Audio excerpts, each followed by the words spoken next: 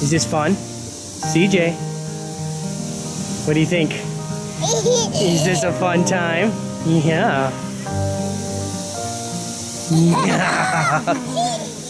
Yeah, okay. Like I was saying, get yourself out there and go for a walk.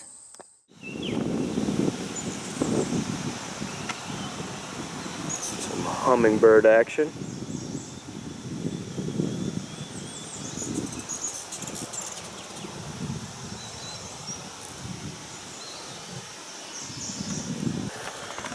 All right, here we are at Pikes Peak State Park. Pikes Peak is located in northeast Iowa, up in along the Mississippi River, just across from Wisconsin, so up in the upper northeast corner. I grew up, only about an hour from here, so Pikes Peak is very familiar to me. It's been kind of like a staple place for me to hike ever since I got back into the outdoors. But I realized, I think it was last year, that there's a lot of my staple parks that I just haven't recorded yet. So here I am to finally get some footage of Pikes Peak to show what this park has to offer. It's been around for a while. It's one of the earlier parks that were established in Iowa. Back in the day, this was, in 1805, I believe it was, Zebulon Pike. Was sent out by the government to survey for a military outpost right after the Louisiana Purchase, and he found a location here at Pikes Peak, but they ended up building the fort across the river in Prairie du Chien. A year later, he was sent back out to Colorado, and that's when he discovered the big Pikes Peak, the one that everybody knows. So that one got the name first, I believe. Even though he found this place first, that one got the first name. And then later, when this was established as a state park, it was named Pikes Peak. So technically, we were found first, but created second. That's why Pikes Peak gets its name, and it's the same as Colorado's. Only, Colorado's is a mountain. We're just a bluff. For the most part, this park was private land, and it was off limits to settlers, so most of it has remained intact since the beginning. And then once the, I think, landowner passed away in 1935, I believe was the date, she donated it to the state, and it became a state park.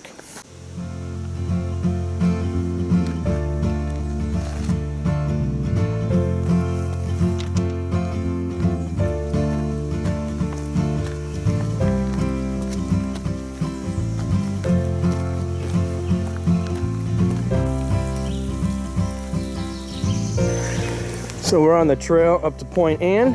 It's going to be the westernmost trail, but this is going to be your view from most of the way up to Point Anne. Well, like I said, well-worn trails. This is definitely a heavy visited park. It's basically divided into two portions.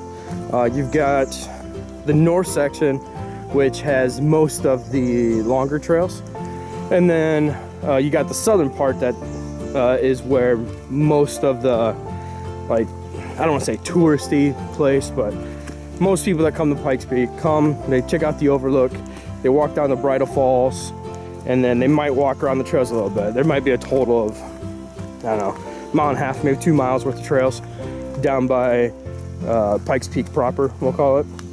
And then the northern section is kind of where, if you want to go for a good day hike, you can head up that direction. There's one trail that connects the two, so regardless, you'll have to take this trail at some point. If you just want to hike the north section like we've done before, there is one parking spot that I know of anyways. And one of my favorite things about northeast Iowa, we have a lot of hills. I mean, this is the driftless zone, so the glaciers didn't flatten it out. So you have a lot of these ravine natural areas where it's just very scenic and very enjoyable to walk through. So one thing I would say about Pikes Peak that isn't always the case in all the parks is it is very well marked. It's not overly hard to get lost here because of the signage, but I do recommend you still bring a map. But yeah, still doing a good pace, still a great hike. And I guess we're gonna keep on pushing to Point Anne. All right, so little eating crow, sort of. Back there when I was talking about how the trails are easy to follow, I wasn't quite paying attention. I decided not to pull out my map right there at that checkpoint, or right at that crossroads, to verify where I was at. So my memory of this place is a little less than what I thought it was. So a little overconfidence happens, right? But I ended up taking the Chinquapin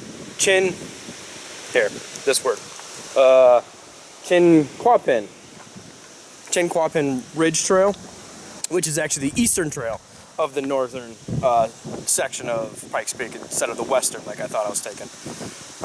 I realized that as soon as I started hiking along, and there were a lot more bends and turns and twists in the trail than what they're supposed to be, because the Point Anne Trail is literally a straight line on the western edge of the northern section.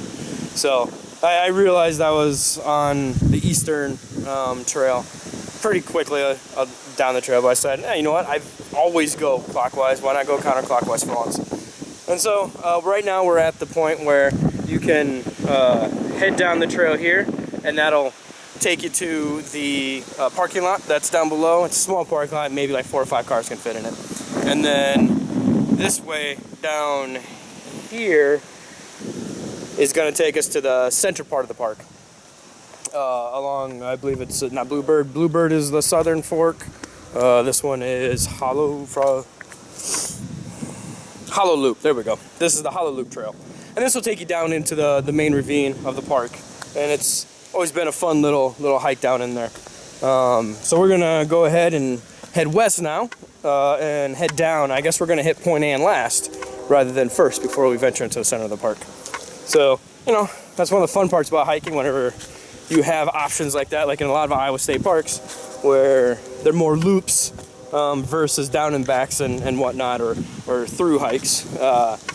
Due to the loop, if you get off on a trail, a lot of times you can take some twists and turns, explore different ways, take different routes, but you'll typically always find yourself where you need to go. So one of the reasons I remember I didn't hike Pikes Peak last year was because I remember hearing about some massive winds. I mean, we had huge windstorms last year, and I remember them saying like Pikes Peak was definitely affected. But I guess I didn't realize how bad it was affected. It must have ripped down this entire ridgeline of trees, but it looks like the DNR is definitely hard at work trying to regrow all the trees back up here. So go DNR for that one. But yeah, I didn't realize that this got beat up that bad. Looks like they've been doing a lot of work in the last like quarter mile or so that I've been hiking. But then I came across this and just saw all of the planted trees. So very cool. Now hopefully the trails aren't ripped up and I'm going the wrong way, because nothing's marked here. All right, let's see if we can find Point Anne. It's got to be right here somewhere, right? All right, well, here is the southern part of McGregor. You can hear the train coming through. There's the Mississippi and the road crossing that takes you over to Prairie du Chien. But this would be Point Anne. So at one point, this was its own state park before they combined them.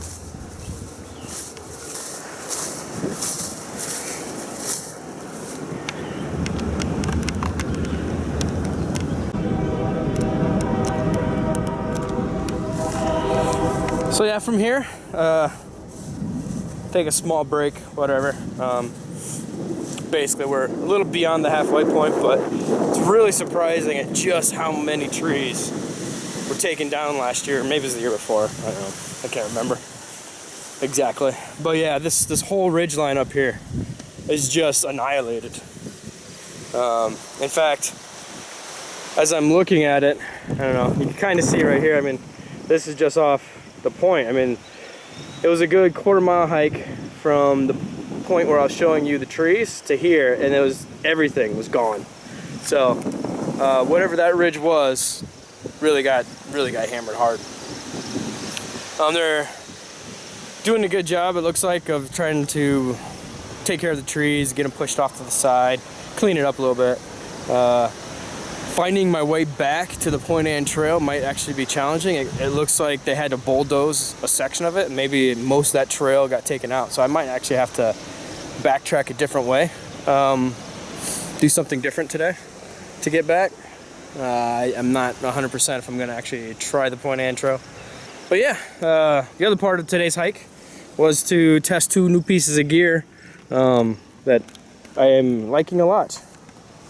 My old trekking poles were some inexpensive Kelty upslope ones from like 2014, I think it was. They got kind of beat up, so I decided to splurge a little bit and get some Black Diamond distance carbon Z poles. So it's the ones that they break down into a Z. They're a set length, but they're carbon, so they're light as heck. I barely even noticed that they're in my hands, honestly. And then a new vest style pack, where it's the straps are just they're part of the back piece, but you know, I have my water up front and some snacks up front. Super lightweight. It weighs, I think, less than a pound, or maybe just at a pound. It's not to haul a ton of stuff. Mainly it's just there to go for a fast pace, fast hike, and so I'm just testing to see how it feels. Breathes pretty well, and I don't really notice the weight of it on my back. Switching to more of a water bottle option with this versus the bladder. But I'm not carrying camera gear either. I've only got my camcorder here in order to film this, since, like I said at the beginning, this is one of those places I go to all the time, and I've never actually filmed it. So that's the only reason I have this camera. But otherwise, it's for those longer treks where I just need, you know, first aid, toiletries, that needs to happen, water and snacks, and that's really all I'm taking with me, because I'm just trying to get the miles in versus film and photograph everything around me. So far, I like it a lot. A little ultimate direction pack. But yeah, other than that, that's kind of the little mini break I'm taking right now. Gonna get some water, maybe take a snack, and turn around and head back to the southern portion so I can show you all what that looks like. Wind is really picking up now. Feels good though, nice breeze. But yeah, I decided to try the Point Ann Trail anyways. So I'm taking the most western route back. And it looks like through this area, at least the part that I was concerned about, with the trees being downed and the condition of the trail, to see if there even was one. Looks like they basically just took a bulldozer and have bulldozed the path, trying to rebuild that trail too. So DNR is definitely hard at work trying to repair Pikes Peak from apparently another windstorm coming in, I guess. But yeah, good work, DNR. All right, so we've completed the north, I guess we'll call it the loop. Well, we've completed the north units, the north section of the park. It's a 10-mile loop from the parking lot up to Point Ann, through the central portion, and then back down to where the Weeping Rock Trail meets up with the West Hickory Trail. Short little trails here, I think like 1.5 miles total. So our hike's gonna end up being a little bit longer than what I've normally done because of some detours we took. Other than that, yeah, day's still going great. A lot of people starting to hit the trails now though. So I think we're sitting at 11. Yeah, we just hit 11 o'clock. And it looks like Pikes Peak is starting to get busy like normal. All right, so here we are at Bridal Falls. This is a place I used to come to as a little kid. Yeah, it's common for people to climb out and walk underneath the falls there, get their picture taken and whatnot. Last I knew, it was discouraged because it helps cause erosion and whatnot for the falls. But you know, it all depends on the time of year you come. Sometimes the falls here can be really flowing. Like this is actually a high flow for them. They can be really flowing. Other times I've come here and it's barely been a dribble. But yeah, this is Bridal Vales up at Pikes Peak, and now we're gonna head to the overlook. Aspect of the southern unit to be aware of is, I shouldn't say be aware of, but just to know, is it's definitely more built up. The trails to the north are all rock and dirt, whereas most of the trails around here are all wood planks and platforms. I think it might even be paved once you get to the top of the ridge. So for those people that aren't looking for the rugged aspect of hiking, yeah, this is definitely a casual stroll. You can wear jeans and regular shoes like most people do. Yeah, this is why I call this the touristy section, because, you know, a lot of people traveling through know or hear about Pikes Peak, and so they swing by, check out the foliage, especially in the fall. The leaves are a big attraction up here. I remember growing up, it was a big deal for motorcycle rides or leaf rides, and they'd ride all the way up to Minnesota. But yeah, now we're doing all the stairs. Fun times. And so this is one of the lookout points at Pikes Peak. It's called the Crow's Nest. It's not the main lookout. The main overlook is about 100 yards to our south, which we're heading to next. But there's a nice view of the bridge heading over. And of course a barge just hanging out. But yeah, go Mississippi looks nice today.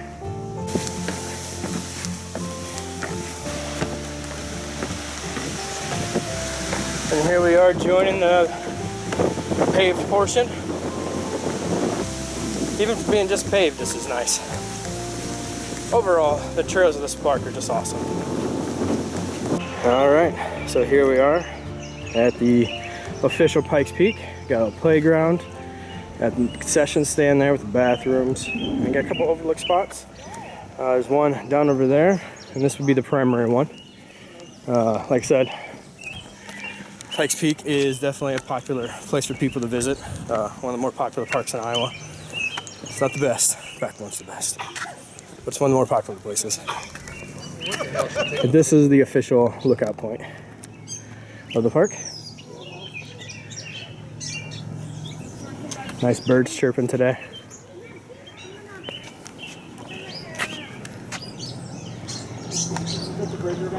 Yeah. Oh yeah, I see that one too. And then here's the view from the point.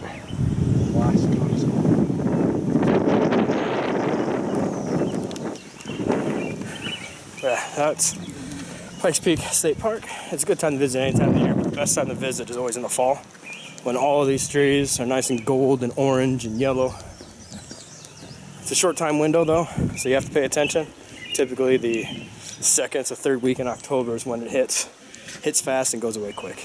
But yeah, that's been our little hike at Pikes Peak. Let's see here, how many miles was it total? So we're sitting about 12 miles, actually 11 and a half-ish. I definitely hope you enjoyed our little walk today, and you come to visit Pikes Peak State Park in the future. All right, thanks.